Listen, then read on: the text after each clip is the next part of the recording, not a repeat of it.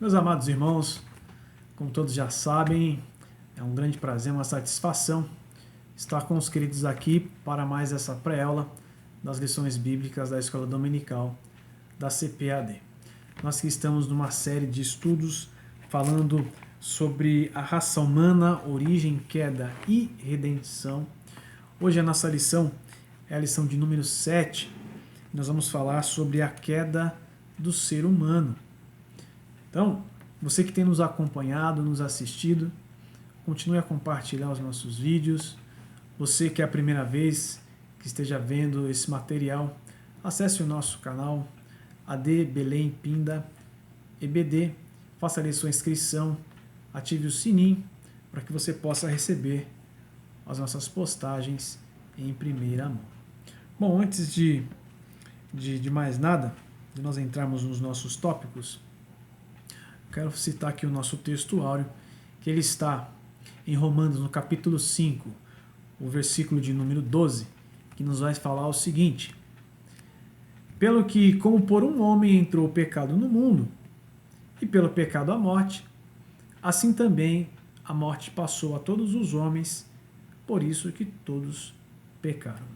Nossa verdade prática, ela vai nos falar o seguinte, que ao pecar contra Deus, o homem perdeu o completo domínio sobre a criação e tornou-se vulnerável à morte. Em Cristo, porém, temos o reino e a vida eterna. Nossa leitura bíblica em classe, ela está em Gênesis no capítulo 3, do verso 1 ao verso 7. E o objetivo geral é conscientizar acerca da gravidade da queda do ser humano. Os nossos objetivos específicos são 3. E o primeiro objetivo é relacionar o livre-arbítrio com a soberania divina. O segundo é apresentar a queda como um evento histórico e literal. E o terceiro é pontuar as consequências da queda de Adão. Meus amados, nessa lição de hoje, nós vamos esbarrar em um tema, em um assunto teológico muito importante, a qual é interessante que nós façamos uma explanação, até que um pouco breve, porque o nosso tempo não dá, né? Mas isso é muito importante para que você possa conhecer essa visão teológica. Porque no tópico de número 1, nós vamos falar sobre o livre-arbítrio do ser humano. Então, toda vez que nós falamos sobre o livre-arbítrio, há muita controvérsia, existe uma dificuldade teológica muito grande entre alguns grupos, porque há alguns que acreditam que o homem não possui o livre-arbítrio, só teve o livre-arbítrio antes do pecado, ou seja, com Adão e Eva. E após isso, o homem não teve mais o livre-arbítrio, seja para qualquer tipo de coisa. Embora que há aqueles que acreditam que tanto desde Adão até hoje, o homem continua com o seu livre-arbítrio, ou seja, ele consegue tomar decisões por si mesmo, ele consegue escolher, seja a Deus ou qualquer ato que ele entenda como bom ou ruim. Então, a doutrina do livre-arbítrio, ou seja, esse ensino, esse assunto teológico, é algo de muito debate dentro da academia, entre os teólogos e alguns irmãos.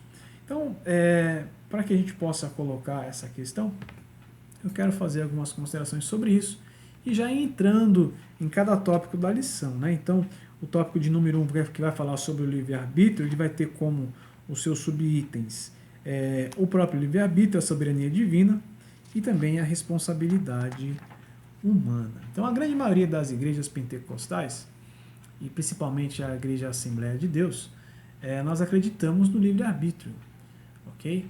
Então, tanto a partir do momento de Adão e Eva até hoje, nós cremos que o homem e a mulher possuem o livre-arbítrio. Isso está na nossa confissão de fé das Assembleias de Deus. Então, é o que nós pregamos, cremos, e assim também ensinamos que o homem possui o livre-arbítrio, ou seja, o homem pode, por meio de sua vontade, tomar a frente de suas escolhas, no que diz respeito a aceitação de Deus ou a negativa de Deus, em querer aceitar a Cristo como seu Salvador ou não, bem como as demais coisas do nosso dia a dia, a questão de fazer o bem ou de não fazer, de ir e de vir. Então nós entendemos que nós temos isso. Bom, e nós podemos ver isso também biblicamente falando, né? Quando nós entramos em Josué no capítulo 24, verso 15, nós temos aquela célebre frase aonde Josué conclama todo o povo a aceitar a Deus, né? Ele orienta o povo: olha, porém eu e minha casa nós vamos seguir ao Senhor Javé com todo o nosso coração e todo entendimento. Então Josué, no capítulo 24, no verso de número 15, ele nos coloca da seguinte forma, né? Porém, se vos parece mal aos vossos olhos servir ao Senhor, escolhei hoje a quem servais, se os deuses a quem serviram vossos pais, que estavam além do rio, ou os deuses dos amorreus, em cuja terra habitais. Porém, eu e a minha casa serviremos ao Senhor. Nós vamos ver também Romanos capítulo 2, do verso 6 ao verso 11. Uma coisa que é muito importante falar, né, lembrando que a salvação, o homem não pode salvar a si mesmo, né, mas ele pode aceitar essa salvação. E é o Espírito Santo realmente que convence o homem disso. Não que o Espírito Santo converte o homem para isso, ok? Então nós sabemos, entendemos que quem dá a salvação, e a salvação é pela fé no Filho de Deus, no caso, nosso Senhor e Salvador Jesus Cristo, ok? Então Romanos capítulo 10, verso 9 vai falar isso também, é interessante que você leia. Salmo 119, do 30 ao 31, Isaías 55, no versículo 7. Um ponto interessante a se dizer é que a negativa de Deus não é um problema, né? Pois Deus ele continua sendo soberano na posição em que ele sempre esteve e permanecerá, independentemente da escolha humana ou do que o ser humano escolher. Muito embora que Deus deseja que todos os homens se salvem, como nós vemos lá em 1 Timóteo, no capítulo 2, do verso 1 ao 5. Também fica claro aqui que nós não pregamos e nem cremos no universalismo, ou seja, que é a visão de que todos os homens têm a salvação. Não, nós entendemos que a salvação é ofertada a todos os homens e aqueles que creem e aceitam a têm pela fé em Jesus Cristo, ok? Mas entendemos que a salvação ela é oferecida a todos os homens, como relata João, capítulo 3, o verso 16.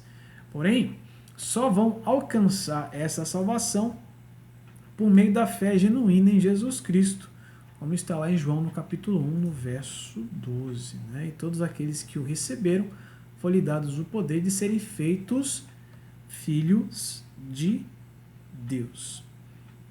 Também vemos lá em Romanos no capítulo 5, do verso 12 ao 21. Porém, referente a isso, quero citar o verso 18 e 19 dessa perícope a qual eu passei para os amados irmãos, que fala assim: consequentemente, assim como uma só transgressão resultou na condenação de todos os homens, assim também um só ato de justiça resultou na justificação que traz vida a todos os homens. Logo, assim como por meio da desobediência de um só homem, muitos foram feitos pecadores, assim também, por meio da obediência de um único homem, muitos serão feitos justos. Aqui é o meio ao qual o homem alcança a sua salvação. Mas, como eu disse, para aquele que crê no Senhor Jesus Cristo. O interessante é que Paulo ele escreve aqui que muitos serão feitos justos, né? Porque há um ensinamento que indica que somente alguns têm a salvação já pré-determinada por Deus. Então, são muitos e não alguns que serão justificados e salvos, porque nós entendemos que o homem ele aceita o Espírito Santo que vai convencer o homem da pregação que é feita pelos servos do Senhor, e então ele aceita ao Senhor Jesus. Bom, e o homem decide aceitar a salvação ou não, e reforçando isso, isso não vai afetar quem é Deus e sua soberania. Obviamente que Deus sabe quem será salvo ou não. Isso é um fato indiscutível, devido à onisciência de Deus. Então Deus já sabe quem são os salvos e quem não são. Mas não que ele predeterminou um para isso e outro para aquilo. Ok? Um grande defensor do item do livre-arbítrio, e aí, só para a gente entrar nessa questão teológica, isso aqui é uma informação a mais para você, professor.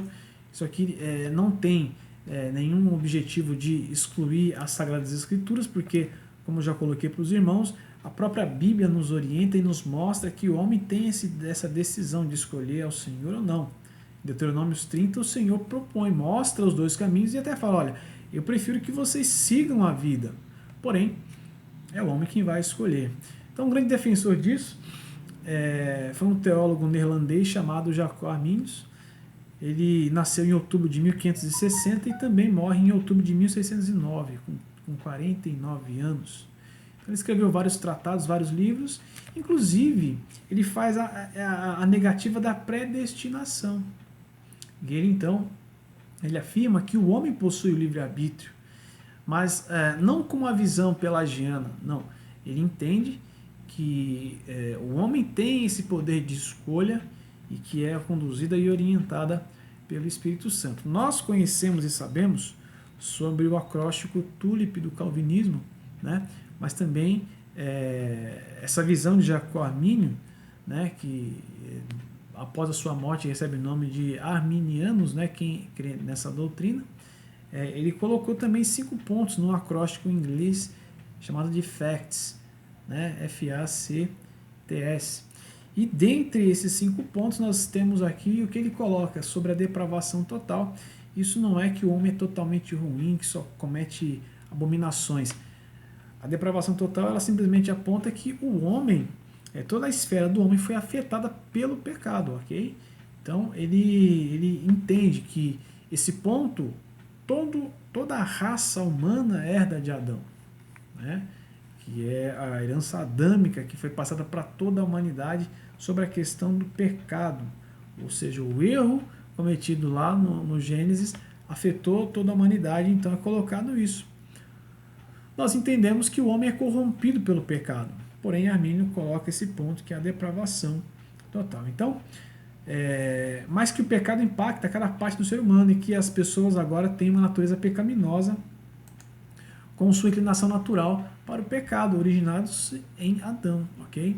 O segundo ponto é a expiação ilimitada, enquanto que a visão calvinista fala que a expiação ela foi limitada somente para alguns. Armínio mostra que não, foi para todos. Então Deus amou o mundo e deseja que todas as pessoas sejam salvas e venham ao conhecimento da verdade. Então, enquanto Deus providenciou salvação para todas as pessoas, pela morte substitutiva e sacrificial de Cristo para todos aqueles que creem. E esses benefícios são recebidos por meio da graça daqueles que aceitam e creem no nosso Senhor e Salvador Jesus Cristo. E também fala que a graça é irresistível, então a graça salvadora é irresistível, que significa que ele dispensa o seu chamado, né? Ou seja, mas isso não invalida de que o homem possa aceitar a graça, né? Armínio coloca que o homem ele aceita a graça por meio da sua mente, pelo seu entendimento, de ouvir a pregação, compreender o Espírito Santo falar, então ele aceitar aquilo que é ofertado, que é a salvação dada ao homem. Então aqueles que ouvem o Evangelho podem ou aceitá-lo pela graça ou rejeitá-lo para a sua eterna destruição. Então Armínio cria que o que salva o homem pecador é a graça, que é oferecida por Deus, né, e é ela que o salva. E que a escolha positiva em aceitá-la não é mérito do homem, ok? Pois a salvação está neste dom divino que é ofertado por Deus. Outro ponto é a eleição condicional, ou seja, Deus soberanamente decidiu escolher apenas aqueles que teriam fé em seu Filho Jesus Cristo, tudo bem? Enquanto que o outro, a eleição ela é incondicional. Aqui nós vemos que o homem faz a aceitação e Deus promove a salvação. E o último ponto, que é a segurança em Cristo, que quer dizer o seguinte, que desde que a salvação vem mediante a fé em Cristo, ou seja, a segurança da nossa salvação continua pela fé em Cristo, exatamente como o Santo Espírito nos capacita a crer em Cristo. Então, é um breve comentário referente a essa questão sobre o livre-arbítrio. Voltando sobre a questão da soberania divina, na visão do dicionário, soberania quer dizer o quê?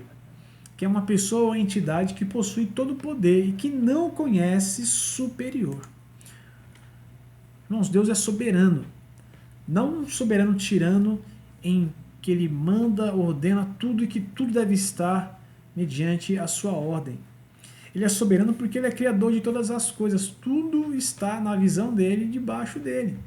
Ok? Então, sabemos que nosso Deus é soberano. Então, a Bíblia Sagrada nos informa, lá em Isaías 64, verso 4.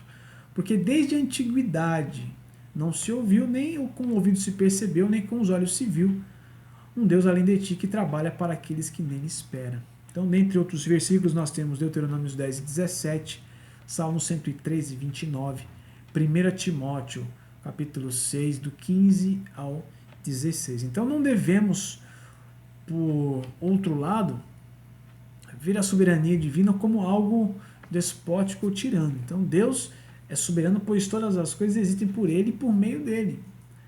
Nada está fora de seu alcance, domínio e poder. Então, todas as ações do homem, o que acontece no universo, tudo está sob o controle de Deus, pois ele é conhecedor e sabedor de tudo. Né? Um outro item que eu coloquei aqui, baseado lá em Isaías, fala assim: pois os caminhos e os pensamentos do Senhor são mais altos do que os nossos. Deus é um Pai misericordioso. Então, lembrando que, com base nisso tudo, que a soberania de Deus ela não é afetada pela escolha do homem, embora que alguns entendam que isso é totalmente errado. Se o homem nega a Deus, está tirando a soberania dele. Não, de modo algum. Deus continua permanecendo e sendo o Senhor de todas as coisas. E dentre esses pontos, que é a do livre-arbítrio e a soberania divina, existe a responsabilidade humana.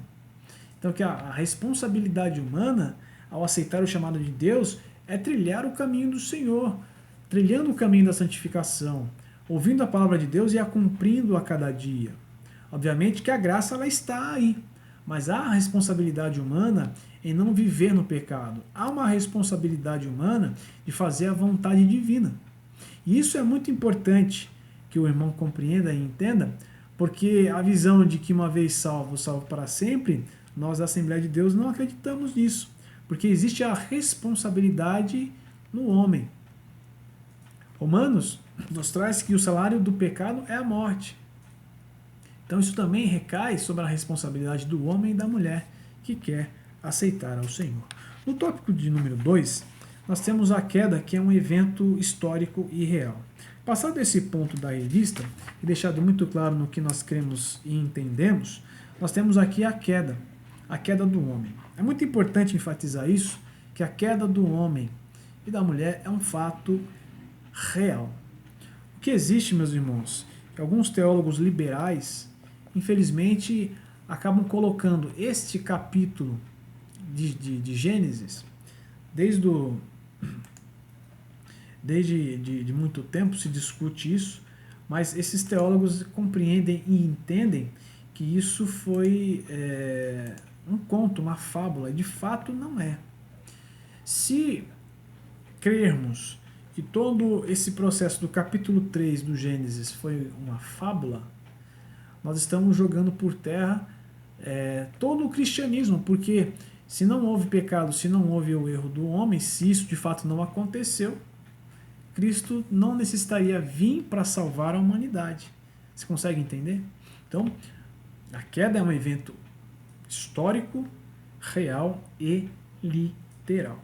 Antes de a gente abordar mais sobre isso, eu quero fazer alguns comentários aqui. Então, o autor do Gênesis, ele faz aqui uma lista dos passos que levaram à entrada do pecado nos corações daqueles indivíduos divinamente criados que começaram muito bem suas vidas, com seu coração puro e com tantas promessas que Deus havia dado a Adão e a Eva. Então, a desobediência e o pecado obscureceram todo esse quadro. Embora estes seres fossem moralmente honestos, receberam o poder da escolha. Eles podiam escolher, e estavam sujeitos ao poder do tentador. a qualquer momento. Então, novamente, na visão calvinista, só existiu livre-arbítrio neste momento. Ponto. E após a queda, ninguém mais teve. Porém, nós entendemos, acreditamos que, tanto naquele momento quanto hoje, o homem ainda tem poder de escolha. Então, o método do engano que a serpente usou com Eva foi o de distorcer o significado da proibição de Deus. Então, ridicularizar essa proibição de uma nova forma.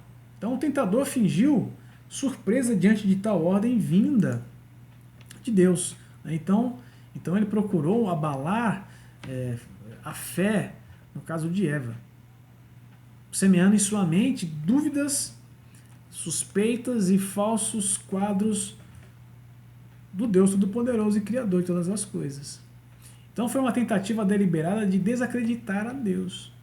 Se nós fizermos uma aplicação para os dias de hoje, é isso que muitos têm feito, tirar essa ideia de Deus do que Ele é. Então, o que o inimigo faz?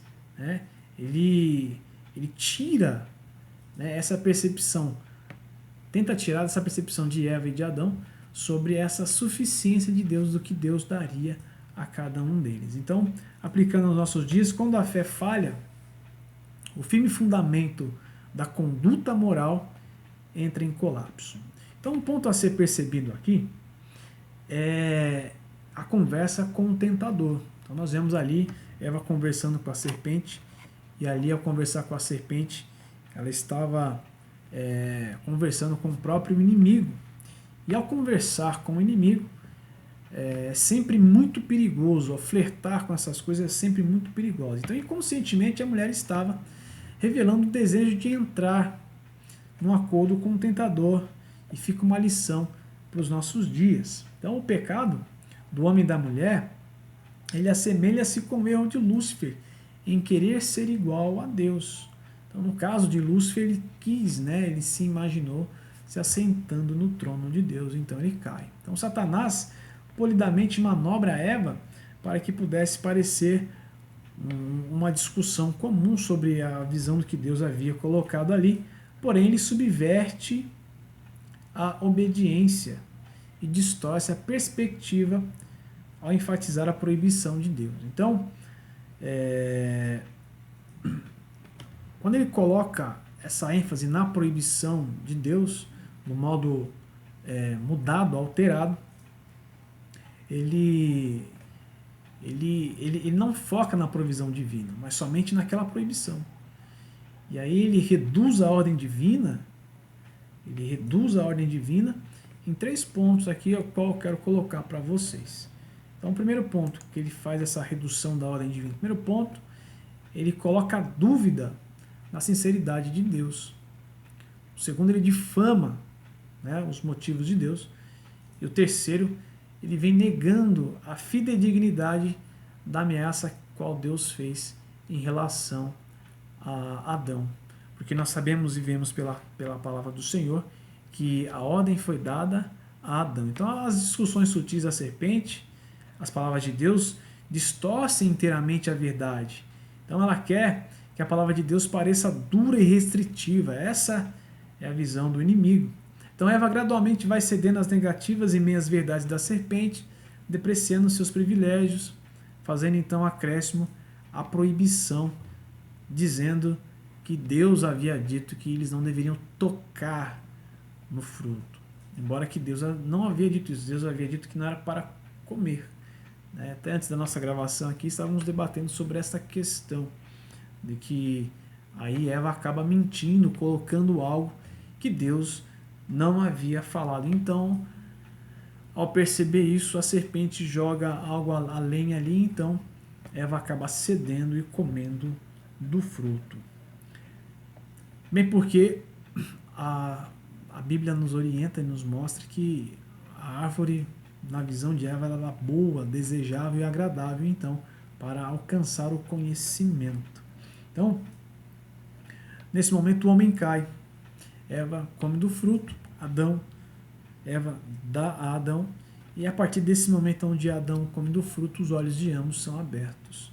E aí então entra o pecado na raça humana.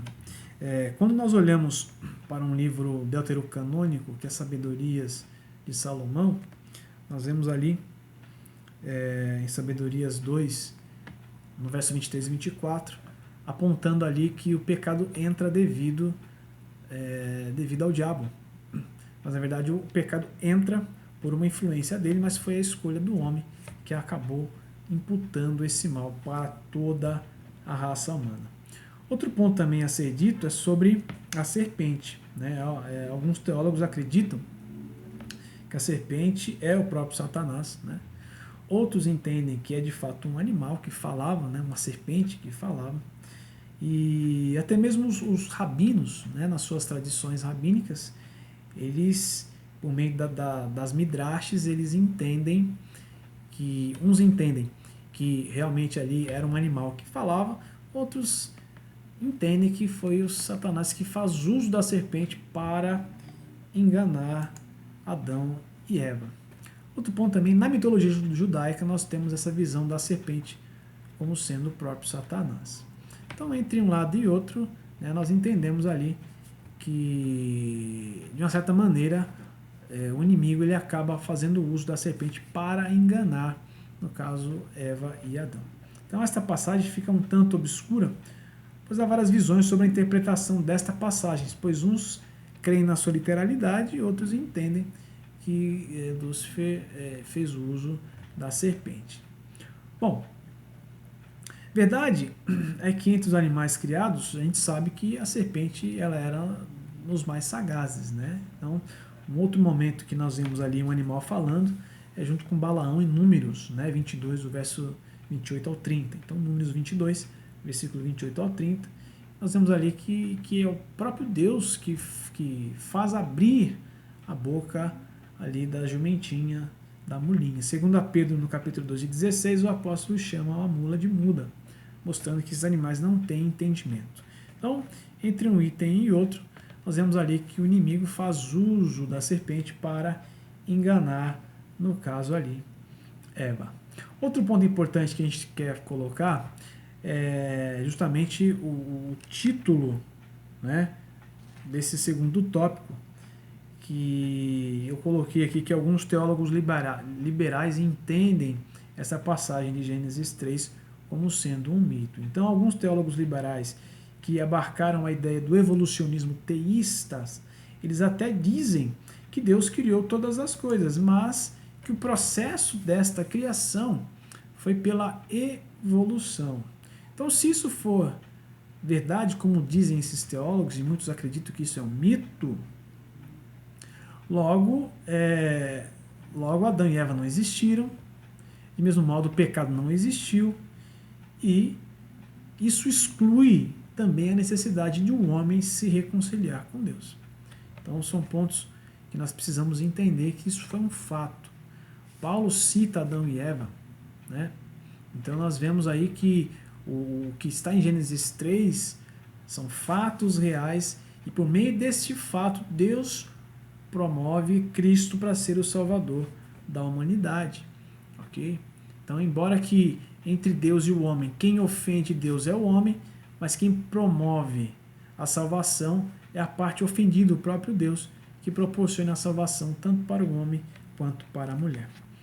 Para nós irmos já finalizando, o tópico de número 3, ele fala das consequências da queda de Adão, do pecado do homem. Isso nós já sabemos, que as consequências, o que é? É a perda da comunhão com Deus. Toda a criação foi afetada pela queda do homem, pela escolha que o homem fez em comer do fruto.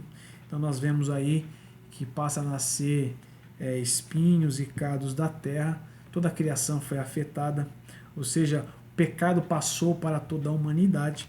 Mas a coisa linda disso é que há uma redenção em Cristo Jesus.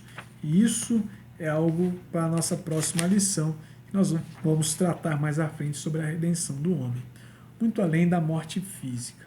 Então, meus amados, para a gente já concluir esse ponto, nós vemos aqui que o homem possui livre-arbítrio sim com base bíblica. Temos uma questão teológica também, que é um sistema formado por homem que nos orienta sobre essa questão. Nós vemos também que a queda do homem é um fato real, não um mito. isso é histórico, porque outros livros concordam e apontam para esse fato ocorrido, e as consequências da queda é a perda da comunhão de Deus, mas há uma comunhão em Cristo Jesus. O assunto ele é extenso, mas como nós já informamos e você já sabe, é um subsídio, é um item a mais para a sua lição. Espero que possamos ter alcançado o objetivo.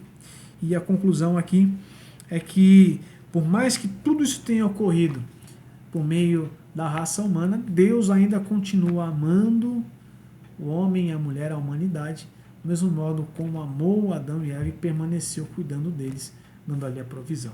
Meus amados, essa é a nossa lição de hoje. Espero que vocês tenham gostado e um forte abraço.